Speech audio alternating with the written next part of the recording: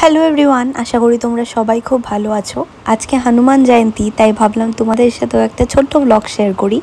আসলে last 3 years ধরেই হনুমান জয়ন্তীতে হনুমানজির পুজোটা একটু স্পেশালভাবে করি। মানে পুজো তো অনেক বছর ধরেই করি, কিন্তু লাস্ট 3 ইয়ার্স ধরে একটু সাজিয়ে গুছিয়ে সুন্দরভাবে দিনটা সেলিব্রেট করি। হনুমানজির জন্মদিন বলে কথা। আগের দিন রাতেই আমরা পুজোর জায়গাটা সাজিয়ে গুছিয়ে রাখি, আর আজকে সকালবেলা উঠেই হনুমানজির জন্য ভোগের রান্না করা শুরু করে দিই। আমি করেছিলাম 5 রকম ভাজা, পায়েস, আলুর দম, আর আমার মা করেছিল ফ্রাইড রাইস আর চাটনি, আর আমার দিদি করেছিল পনির। সব কিছু টাইমের মধ্যেই কমপ্লিট হয়ে যায়, আর আমরা নিবেদন করার জন্য সাজিয়ে গুছিয়ে দিই। তারপরে আস্তে আস্তে পুজোর গোছগাছ শুরু করে দিই।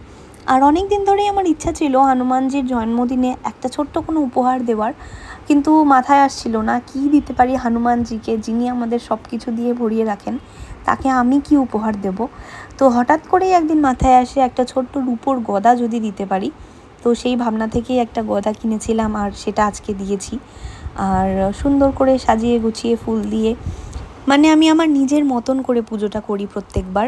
অনেককেই বলতে শুনেছি হনুমানজি যেহেতু ব্রহ্মচারী, সেহেতু কোনো মহিলার ওনাকে স্পর্শ করতে নেই। কিন্তু আমি যেভাবে হনুমানজিকে মানি, আমি রাখি পর্যন্ত পরাই হনুমানজিকে। তো আমি যেভাবে মানি, আমার কাছে আমার ভগবান যেরম, সেইভাবে আমি পুজোটা করি। তো সেটাই আমি ফলো করি, আর সেভাবেই হয়তো ফলো করব আগামী দিনেও। তো ভালোভাবে আমাদের পুজোটা সম্পন্ন হয়ে যায়, খুবই ভালোভাবে পুজো হয়। আমি সব ভগবানই খুব মানি, কিন্তু হনুমানজি কোথাও গিয়ে একটু বেশি নিজের। তো সেই জায়গা থেকেই আর কি। যাই হোক, এই পুজোর জন্য যাদেরকে আমরা আমন্ত্রণ জানিয়েছিলাম, যাদেরকে নিমন্ত্রণ করেছিলাম, তারা প্রত্যেকে এসেছিলো, সেটাও আমার খুব ভালো লেগেছে। মানে এমন একজনও হয়নি যে কোনো কারণে আসতে পারিনি বা কোনো অসুবিধা হয়েছে, হতেই পারে। কিন্তু প্রত্যেকটা মানুষ যাদেরকে আমরা ডেকেছিলাম সবাই এসেছিলো।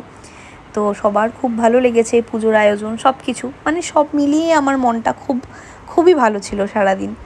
তো তারপরে সন্ধ্যাবেলা আমাদের প্ল্যান ছিল হনুমানজির জন্য একটু কেক কাটবো, জন্মদিন বলে কথা। তো সেইটাই আর কি কাটি আমি আর আমার দিদির ছেলে মিলে, মানে আমার দিদির ছেলেকে দিয়েই কাটিয়েছিলাম। আর এইভাবেই কাটে আমাদের গোটা দিনটা। জয় হনুমানজি।